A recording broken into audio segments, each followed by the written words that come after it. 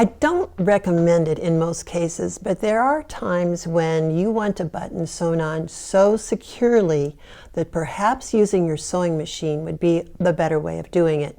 You do realize that in ready-to-wear, no buttons are sewn on by hand. At least I don't think so. Let me show you how you can do that with your sewing machine. I happen to have a button sewing on foot for this machine, but you really could do it without a foot like this if you wanted to.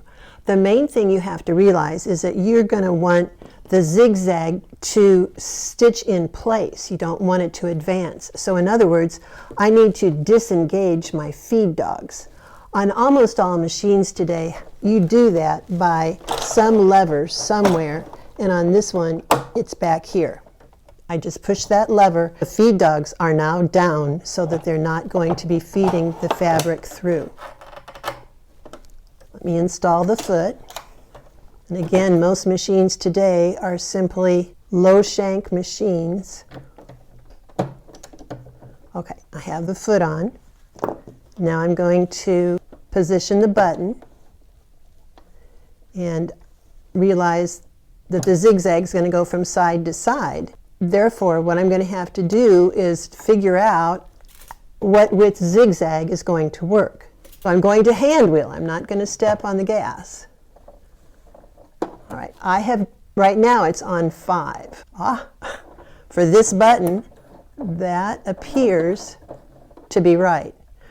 So I've done it a couple of times by hand. Now I can step on the gas. But I'm still going to hold it with my fingers here carefully as well. And I would go to slow speed if you have that capability on your machine. And that's pretty secure to me. I think that's probably about 6 or 7 times. Next, I would want to advance, but I'm going to hand wheel it again to make sure that everything is in position. Yep. 2, 3, 4, 5, 6, 7. Okay.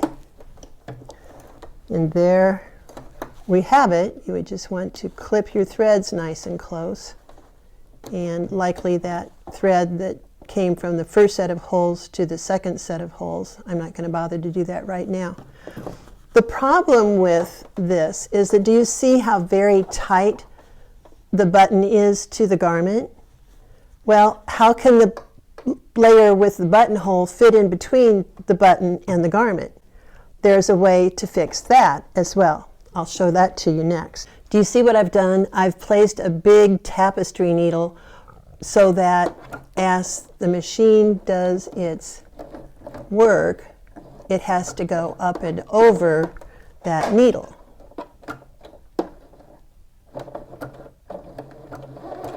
Four, 5, 6, 7. Advance it. Walk it by hand. Because if that needle hits that button, it's going to crack and, yeah, not good. All right, so now I'm going to do 3, 4, 5, 6, 7. Now, when I pull it out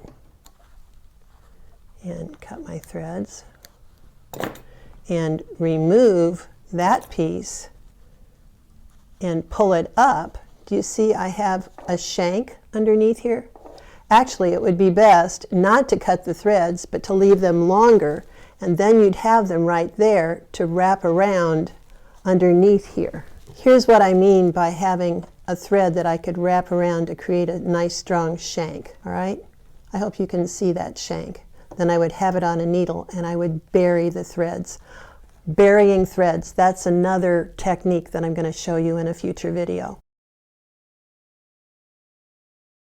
The problem is, it's very hard to get those threads cut so that there's not any furry ends.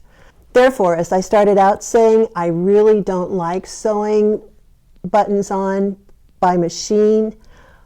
I still prefer doing it by hand, and I have a good video about how to do that here on my channel. I will put a link to that in the description of this video. But as I said, there are times when you might want to do it by machine. At least now you know how. The other thing that I'm going to mention is, remember, you dropped the feed dogs.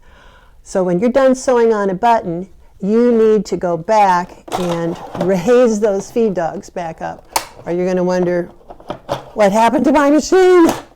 When you start to sew regularly. One more thing to put in your tool basket, to sew buttons on with your machine. My mission is to share all I know about sewing here on my channel so that you can come to love sewing just as much as I do.